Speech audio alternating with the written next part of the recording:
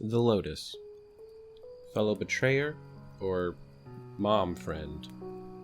Now that most of the community, or slightly more than half, decided she's a betrayer and actually we're heading over to the Tau system to kill her and not rescue her, I have decided that I think she's the only character in Warframe that hasn't betrayed anyone, actually. This is a bit of a lore dive and a bit of a ramble. Heads up though, it will contain spoilers. I won't be showing them though, showing assets, but it will examine things from both the dev cast and Steve's personal stream. That is the issue with following the development of Warframe, is that they will show stuff that you probably want to experience walking into blind, and they will literally then accidentally show a glimpse of something and go, whoa, spoilers, don't show that. Where we last left off, the Tinno known as Rel, who is the original operator of Haro and unknown to the Lotus, had been freed from his permanent watch duty of keeping the man in the wall. The man in the wall still being unclear who that or what that is, but nonetheless, Rel was permanent transference into his frame, or some kind of continuity, some difference with where he's just stuck. He's just his frame constantly and all the time and in void mode. Some difference between however we do that, being constantly in a frame, and how he's just becomes his frame.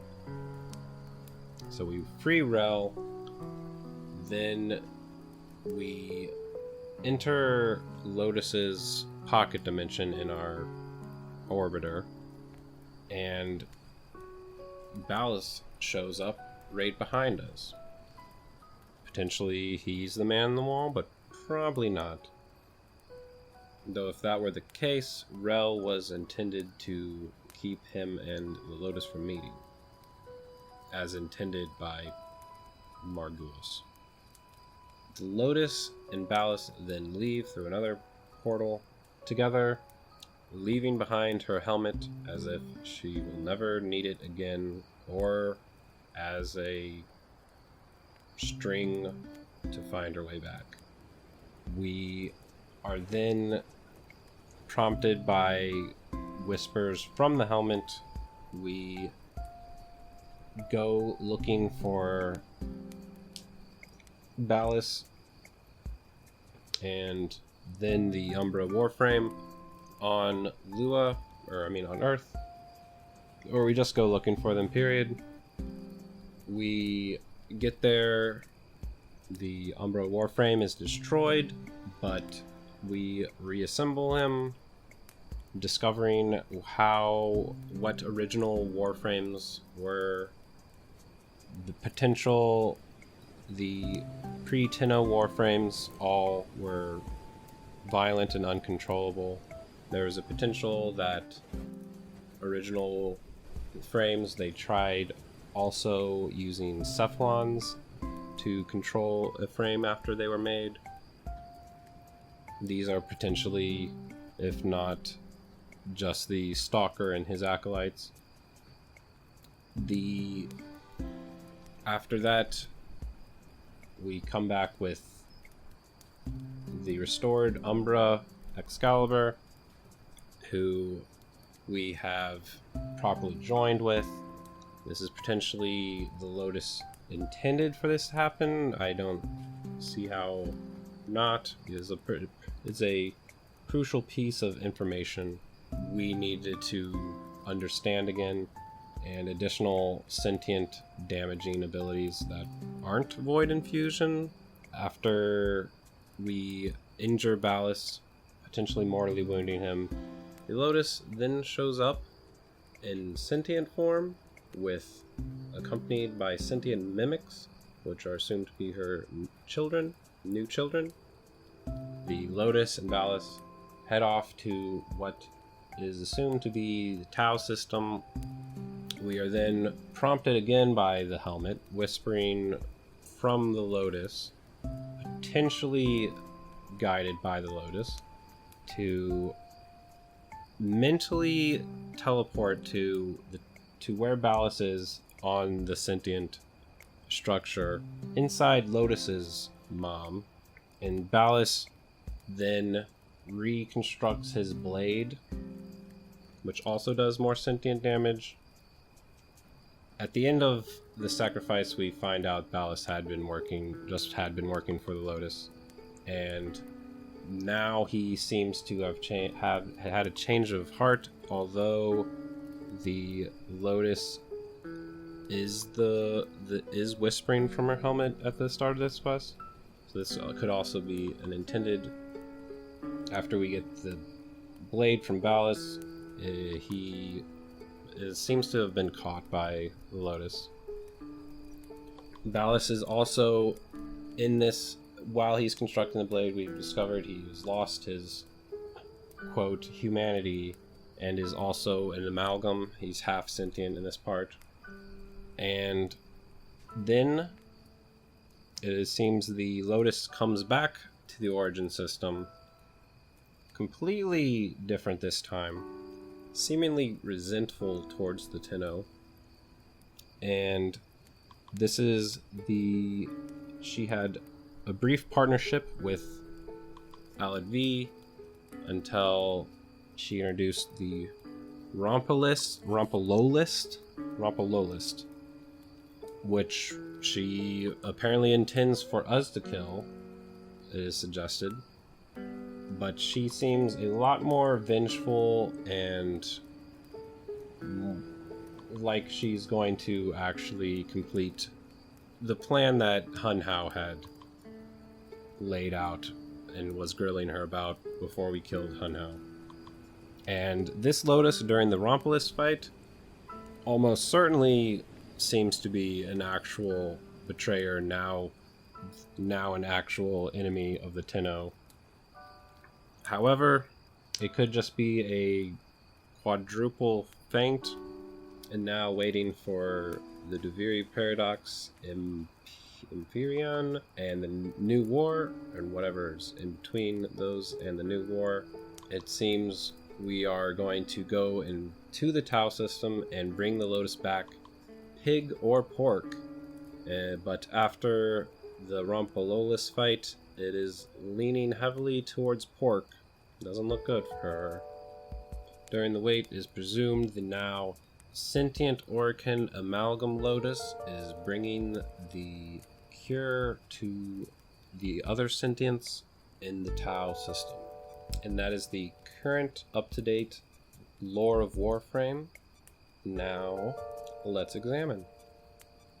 The reason I think the Lotus hasn't betrayed anyone is because instead of Margulis or Valis or anyone intending for the sentient to destroy the Orokin Empire as their original objective, the sentients were created literally perfect to adapt and overcome things.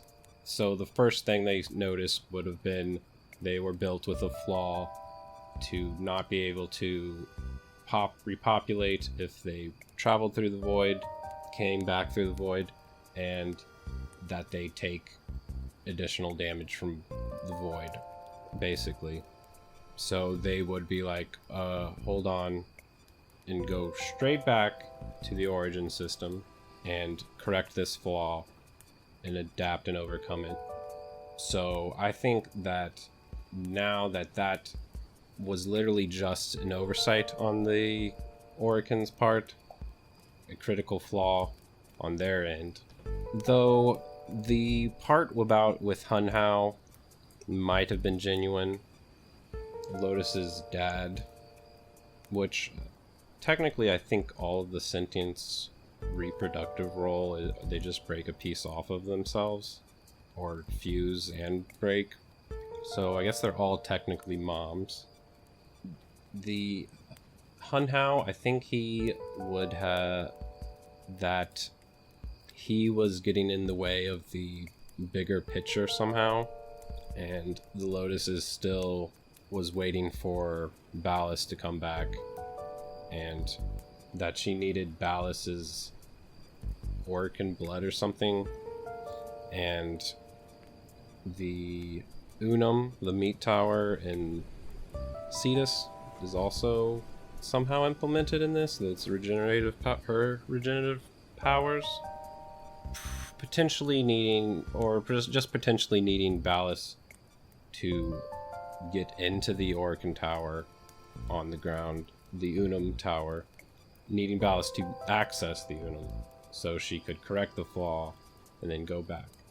After correcting the flaw, the sentient mimics you find are potentially her actual children, which we proceeded to murder almost immediately.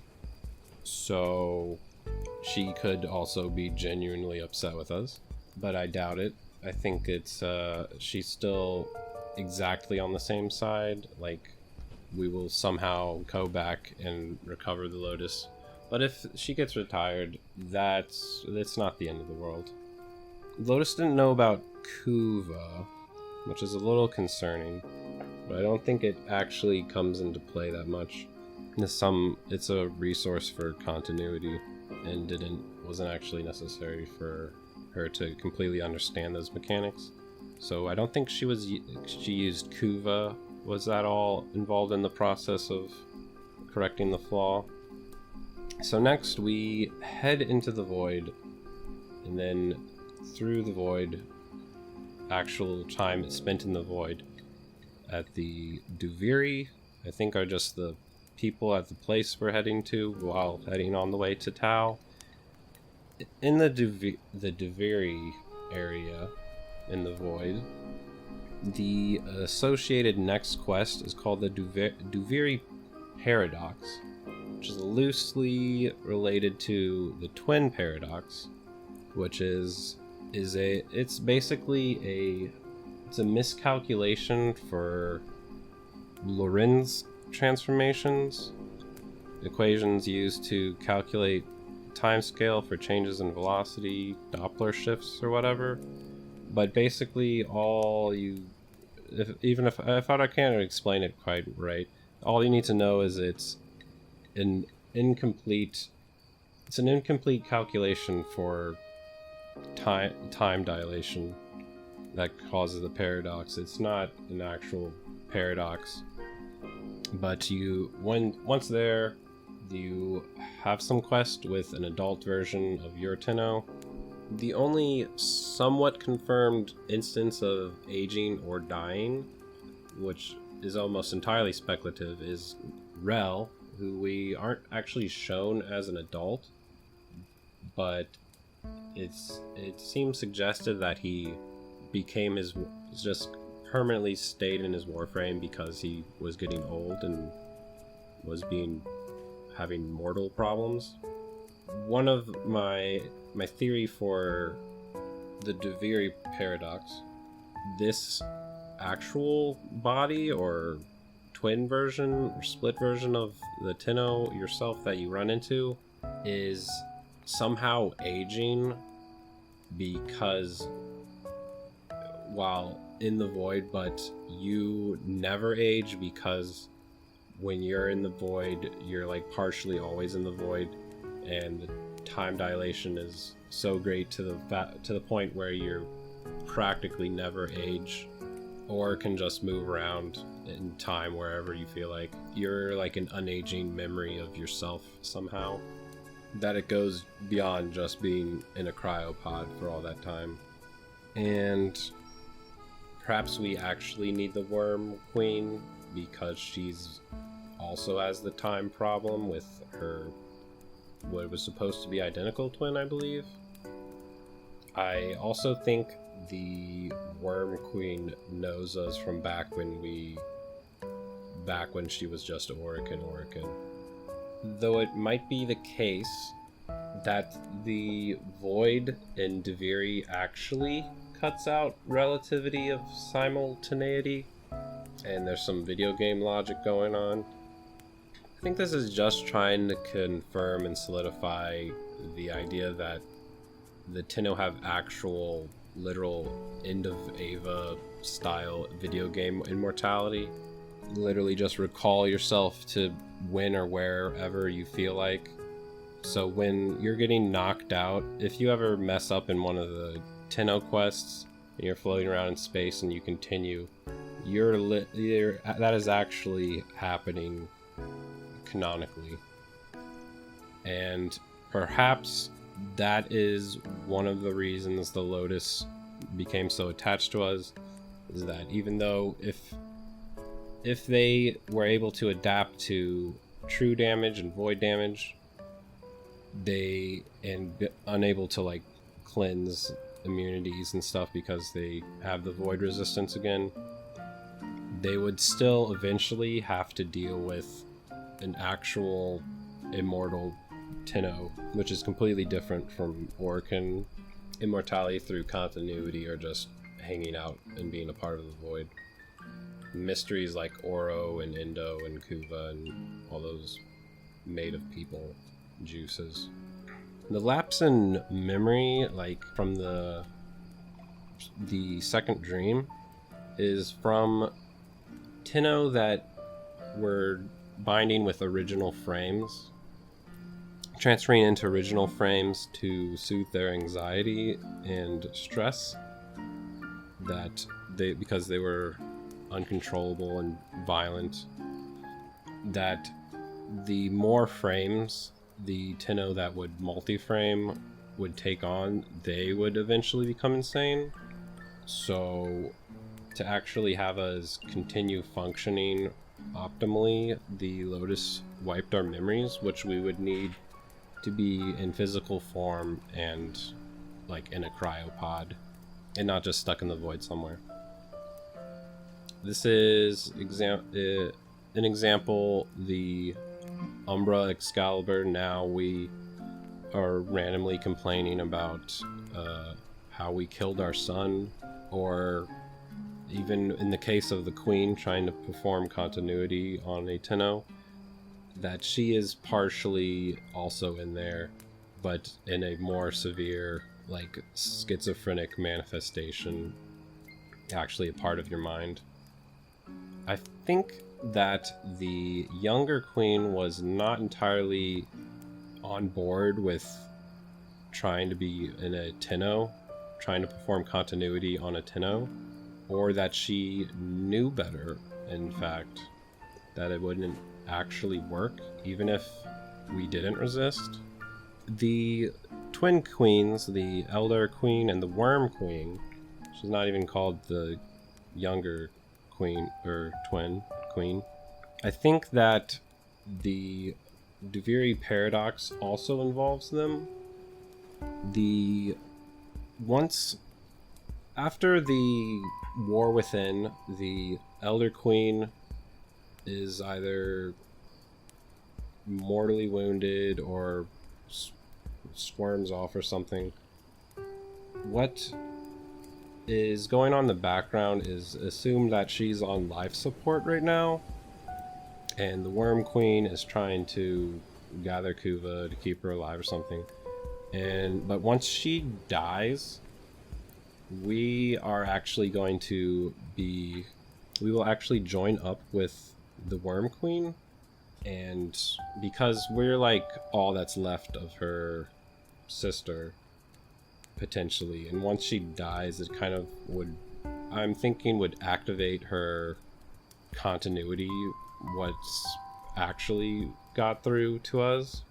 And I'm thinking that since the Elder Queens are cast out Orokin, and apparently they were this way because they were identical twins, cast out for being the same as each other, I think the actual paradox thing might be applying to them too when they tried to go to Tau for whatever reason. And the reason they look so different, there's such an age discrepancy. Like, even if they were just continuity doing the thing over and over again with different Gnirs at different times, I would assume they would still try to be the same as each other. My theory is either the Elder Queen is not actually one of the twin queens, or that they just mismatched for the looks, I guess. Or there's some actual lore significant reason they decided to become different. The Worm Queen herself is clearly in worse condition. Some of her fingers are missing. She's a lot more blotchy. Her armor looks a little older, I guess. And yet she isn't trying to perform continuity. She is actually in a younger body than the Elder Queen, which is significantly younger, I'd say, just by going by voice. The curious statues left behind by Ulemedi, she might actually be the name of the Worm Queen. Those statues, the story attached to them, kind of suggests to me that they were supposed to both look like the cat statues, the Curia, but only the Worm Queen, the white one, the younger one does. But you do get the interesting design choice of like the Kuva armor versus the Kuva Jester armor, the Elder Queen and the Worm Queen. So design wise, it looks cool, I guess. I think that before they sort of implemented that it might actually be a thing, or implied that it might actually be a thing rather, like on the devcast they accidentally showed a Grineer ship at the sentient area in Tau, and apart from just everyone started going, no spoilers, don't show that, I already was trying to look for a way that the Grineer Queens and the Hey Kiddo piece of the story would come back around. I pretty much already think it wouldn't be too far-fetched for us to team up with the Worm Queen to actually get to Tau. There's probably some missing information that we need from one of the Orcans. Another development, amalgams and Alad V. Alad V seems to be giving half-sentient weaponry and half-sentient troops as his new business venture. Alad V, who is not dead, by the way, and who Hun Hao apparently knew. Hun Hao kind of makes a nod to him being potentially Orican or something. But Alad V's latest kick, sentient stuff, he, I would say, is actually partnered up with the Lotus and is doing all of this sentient stuff with injunction with her, like giving them to every faction so they get the most amount of resistances and things. And the actual boss fight, I don't know where the sentient Alad kick is actually in place of a new playthrough, because it is like one of the better game modes, and they've recently populated the star chart with them with Disruption, game mode that uses the amalgams. I'm pretty sure it's the boss fight itself might actually be like after one of the other quests. It has to be after or maybe only the lore is enabled after. No, the actual boss fight itself has to be after the body horror quest that's not replayable right now. After I mean, after going to Tau with Ballast, the actual flavor text with the Lotus in that boss fight kind of makes me think that she is intending to kill off all the Tenno or something, or that she did make a mistake and betray her original task. I think in the current lore, the Tenno is a lot less hot-headed and doesn't jump to conclusions immediately after being betrayed anymore. You can't really use that as story much anymore now that, like, we've done it with Dax, Teshin, rather. Oh, Teshin's is the bad guy. Oh, never mind, it's fine. We're friends. Oh, the Ballast is the cause of all this. Oh, it was the Lotus. I don't think they're gonna keep just presenting a problem and we just immediately try to solve it with violence every time. So, is the Lotus a betrayer? Or an unbetrayer? If Ballast did the Zaruman 10-0 on purpose, but was also ordered by the Lotus, or maybe if the Lotus was already an amalgam of Margulis and Margulis never died, and the Lotus had intended for that puts sentience a little in timeline wrong, I think. If Margulis and Lotus weren't like separate but the same, and we had to have our memory erased because we kind of knew that somehow, that would mean she literally intended to betray Orican and the Tenno right from the start.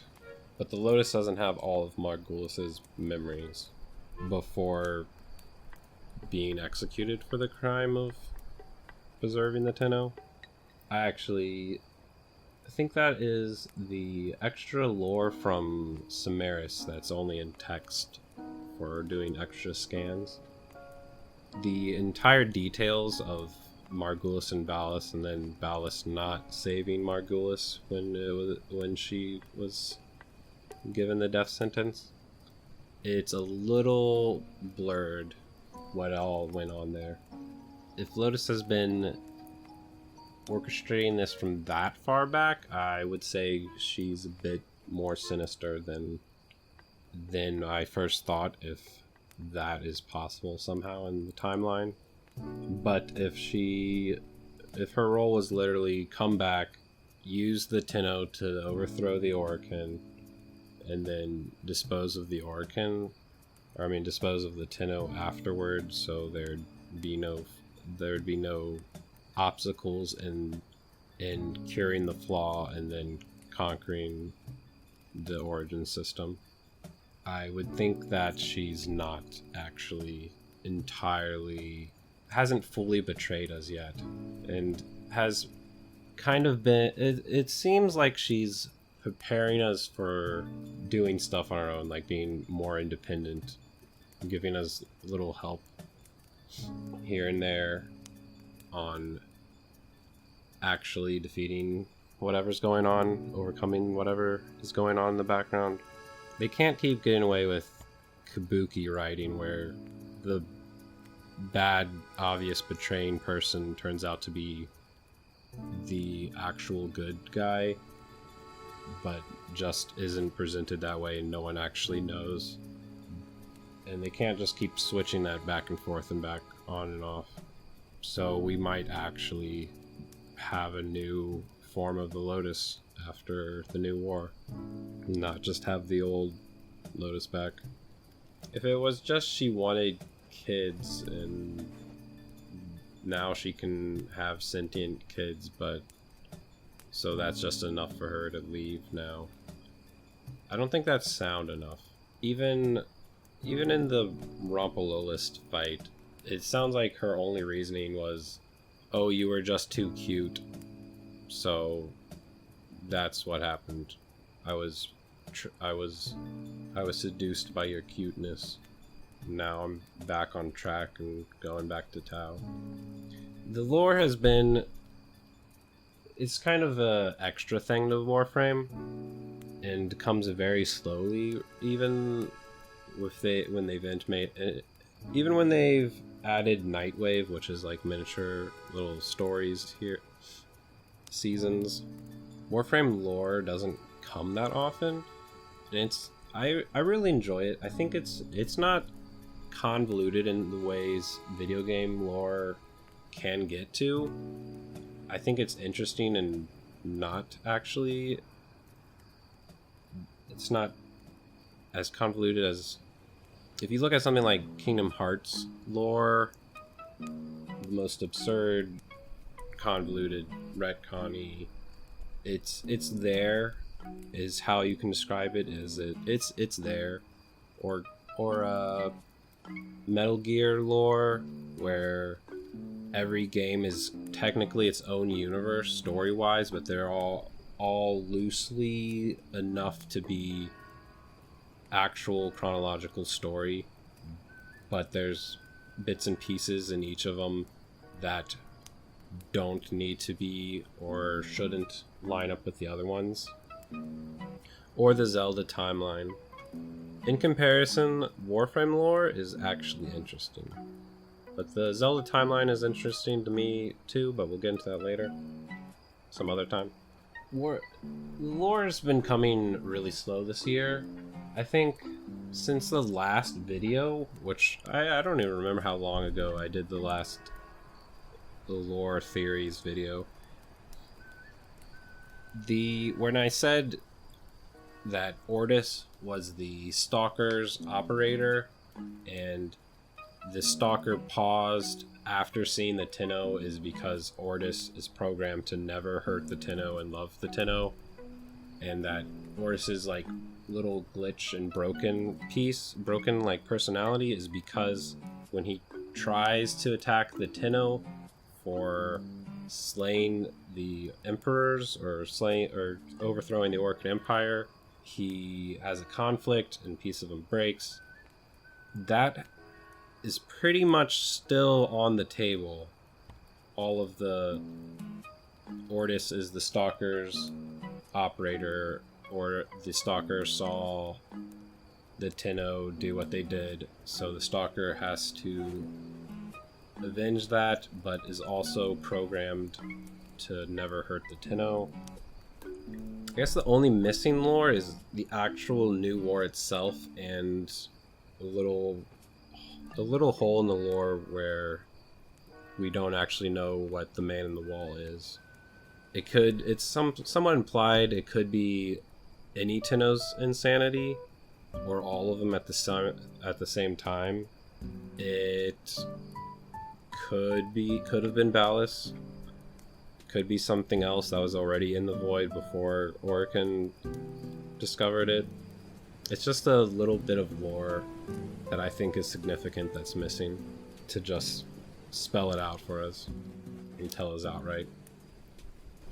And also what happens to the pets that I consign, especially when the Lotus has been gone. Have I been mailing Kavats to the Tau system, and does she appreciate that and still think I'm cute? But the lore always needs to at least have some holes in it. You don't need to introduce more questions than answers every update, but if you leave something missing, I will remain interested, I guess. The main line lore is moving so slowly that the last video, I think pretty much every ridiculous thing I said hasn't actually been disproven, because it was just a small teaser and a sword. It's like, the way that quest went is like, oh, we forgot something, here's a lot of cool stuff that's coming, it's very ambitious, we forgot to give you the sword, sorry.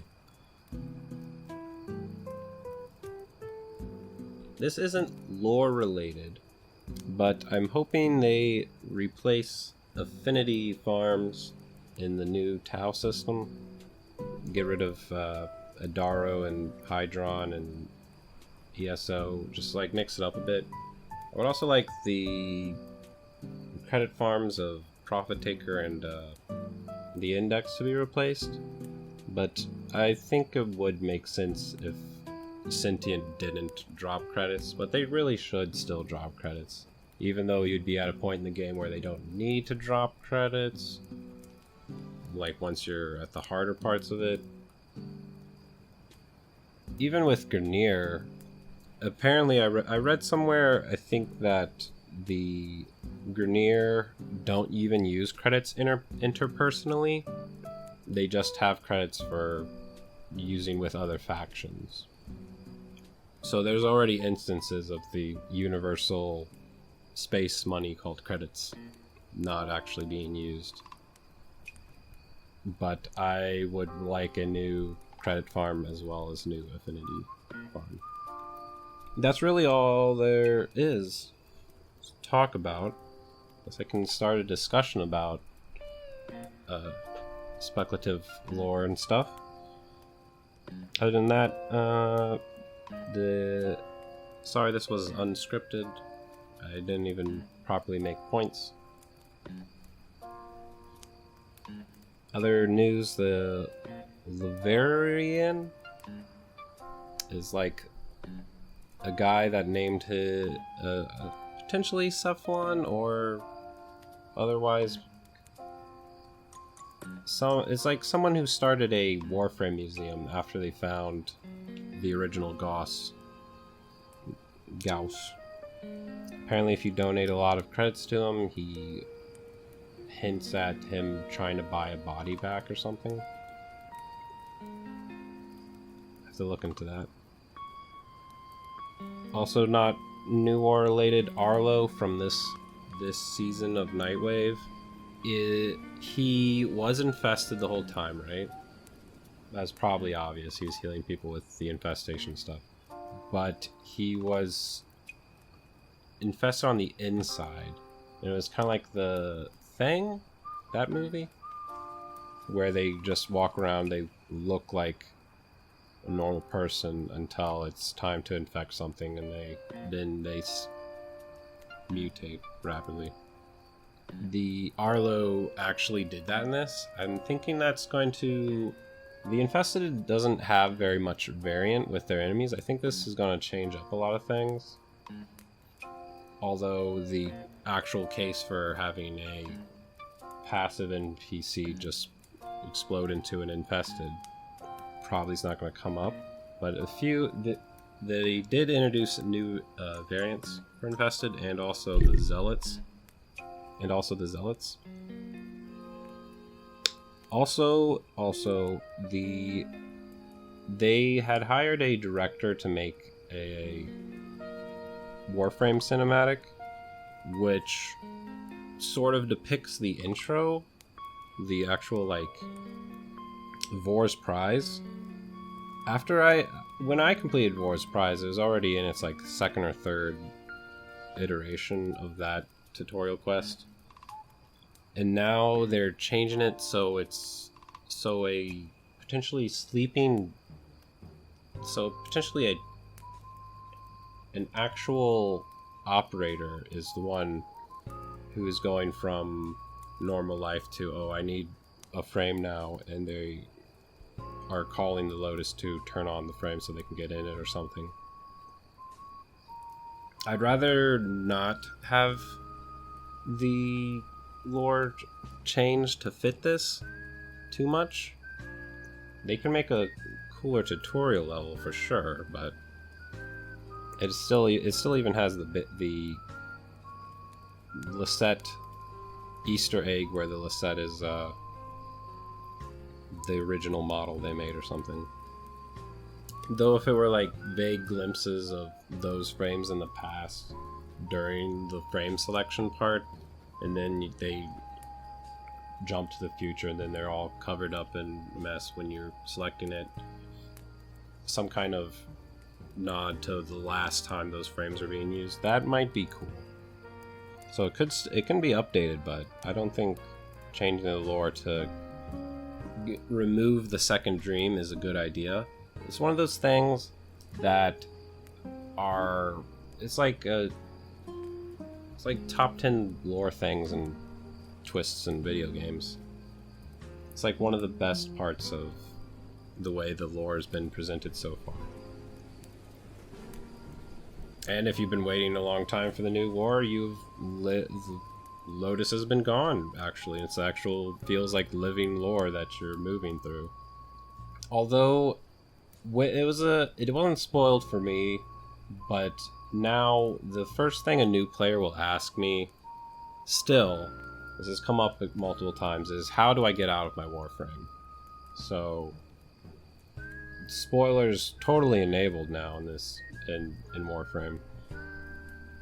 You can't get around it, but I would rather they leave the second dream in and just visually change it. Maybe this is a post quest. It has to be, right? Because the Grineer are the non-degraded ones, like the original, like first clones that don't have any genetic degradation, and the Tenno are still just walking around. But the frames are already ancient at this point, so I don't know. If they did show the operator in the tutorial quest, I would still want it to be presented in a way where they think they are just a Warframe and that the operator doesn't exist anymore. Heck, some people still want that post-New War, or post-Second Dream. Another note, Warframe news, I'm just gonna keep tacking on here. They are trying to trying to add stream integration, like, properly, instead of just drops for watching a Twitch stream. So, look out for, if they put a engaging way to interact with streams in the game, potentially in a new game mode. Look out for that. And it needs to be for every streamer, not just partners. So right if it's locked behind partnership. And for real this time, huge thank you to my 75 subscribers. That's amazing. It's insane. It's like, thank you. And if you aren't subscribed already, what are you doing? Don't you like loosely video game related content at the quality of it exists? I'm dying out here, and it really helps. After doing the tutorial, I went from percentage of viewers that watch are subscribed to none of my views are subscribed. I don't even use the subscribe thing a lot, but it does mean a lot to me, so thank you. I will still do tutorial things. I'm not gonna do lore casts or patch note casts because those are already done, but if there is something interesting in Warframe, hopefully I will do something about it. And thank you for watching.